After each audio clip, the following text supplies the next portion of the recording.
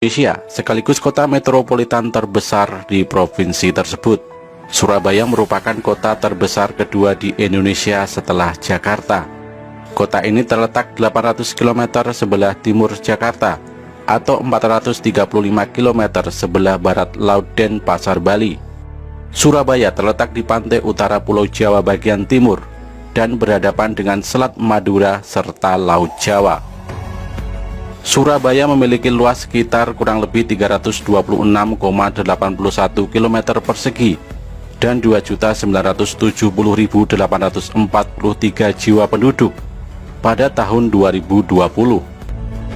Daerah metropolitan Surabaya yaitu Gerbang Kertosusila yang berpenduduk sekitar 10 juta jiwa adalah kawasan metropolitan terbesar kedua di Indonesia setelah Jabodetabek.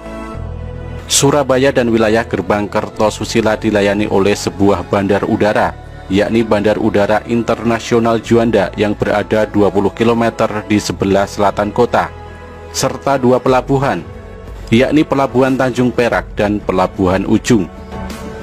Surabaya terkenal dengan sebutan Kota Pahlawan karena sejarahnya yang sangat diperhitungkan dalam perjuangan arek-arek Surabaya dalam mempertahankan kemerdekaan bangsa Indonesia dari serangan penjajah.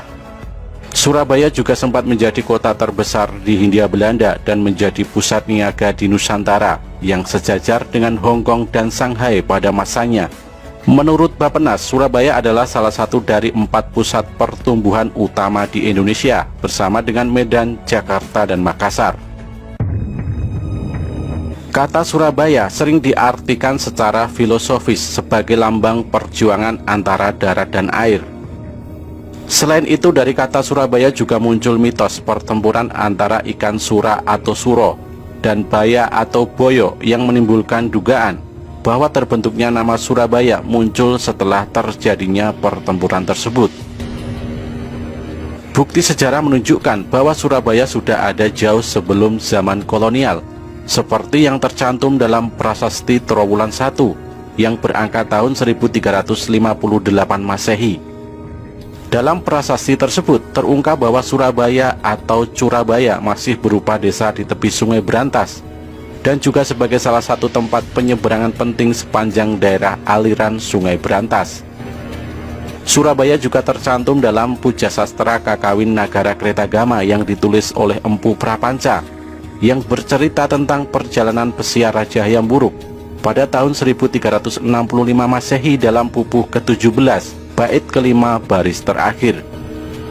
Walaupun bukti tertulis tertua mencantumkan nama Surabaya berangkat tahun 1358 Masehi dalam Prasasti Trowulan dan tahun 1365 Masehi dalam Nagara Kretagama, para ahli menduga bahwa wilayah Surabaya sudah ada sebelum tahun-tahun tersebut. Menurut pendapat budayawan Surabaya berkebangsaan Jerman, yakni von Weber, wilayah Surabaya didirikan pada tahun 1275 Masehi oleh Raja Kertanegara sebagai tempat permukiman baru bagi para prajuritnya yang berhasil menumpas pemberontakan Kemuruhan pada tahun 1270 Masehi. Yang lainnya mengatakan bahwa Surabaya dahulu merupakan sebuah daerah yang bernama Ujung Galuh. Versi lain menyebutkan Surabaya berasal dari cerita tentang perkelahian hidup mati antara Adipati Jayengrono dan Sawunggaling.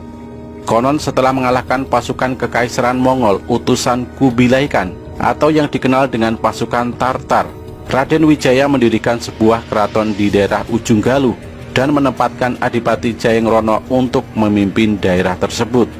Lama-lama karena menguasai ilmu buaya, Jayengrono semakin kuat dan mandiri sehingga mengancam kedaulatan kerajaan Majapahit. Untuk menaklukkan Jayengrono, maka diutuslah Sawunggaling yang menguasai ilmu sura. Adu kesaktian dilakukan di pinggir Kalimas di wilayah Peneleh. Perkelahian itu berlangsung selama 7 hari 7 malam dan berakhir dengan tragis karena keduanya meninggal setelah kehilangan tenaga. Nama Surabaya sendiri dikukuhkan sebagai nama resmi pada abad ke-14 oleh penguasa Ujung Galuh, yakni Arya Lembusora. Wilayah Surabaya dahulu merupakan gerbang utama untuk memasuki ibu kota kerajaan Majapahit dari arah lautan, yakni di Muara Kalimas. Bahkan hari jadi kota Surabaya ditetapkan, yaitu pada tanggal 31 Mei tahun 1293. Hari itu sebenarnya merupakan hari kemenangan pasukan Majapahit yang dipimpin Raden Wijaya terhadap serangan pasukan Mongol. Pasukan Mongol yang datang dari laut digambarkan sebagai sura atau ikan hiu atau berani, dan pasukan Raden Wijaya yang datang dari barat digambarkan sebagai baya atau buaya atau bahaya. Jadi secara harfiah diartikan berani menghadapi bahaya yang datang mengancam. Maka hari kemenangan itu diperingati sebagai hari jadi Surabaya. Pada abad ke-15, Islam mulai menyebar dengan pesat di daerah Surabaya. Salah satu anggota Wali Songo yakni Sunan Ampel mendirikan masjid dan pesantren di wilayah Ampel. Pada tahun 1530, Surabaya menjadi bagian dari Kerajaan Demak. Menyusul runtuhnya Demak, Surabaya menjadi sasaran penaklukan Kesultanan Mataram. Diserbu Panembahan Senopati pada tahun 1598. Diserang besar-besaran oleh Panembahan Sedo ing Krapyak pada tahun 1610. Dan diserang Sultan Agung pada tahun 1614. Pembelokan aliran Sungai Berantas oleh Sultan Agung akhirnya memaksa Surabaya menyerah. Suatu tulisan VOC pada tahun 1620 menggambarkan Surabaya sebagai wilayah yang kaya dan berkuasa. Panjang lingkarannya sekitar 5 mil jen Belanda atau sekitar 37 km, yang dikelilingi kanal dan diperkuat oleh meriam. Tahun tersebut untuk melawan Mataram, tentaranya sebesar 30.000 prajurit. Pada tahun 1675, Trunojoyo dari Madura merebut Surabaya, namun akhirnya didebak VOC pada tahun 1677. Dalam perjanjian antara Pakubuwono II dan VOC pada tanggal 11 November 1743, Surabaya diserahkan penguasaannya kepada VOC. Gedung pusat pemerintahan Karisidenan Surabaya berada di mulut sebelah barat Jembatan Merah. Jembatan inilah yang membatasi permukiman orang Eropa waktu itu, yang ada di sebelah barat jembatan dengan tempat permukiman orang Tionghoa, Melayu, Arab, dan sebagainya, yang ada di sebelah timur jembatan tersebut. Hingga pada tahun 1900-an, pusat kota Surabaya hanya berkisar di sekitar Jembatan Merah saja.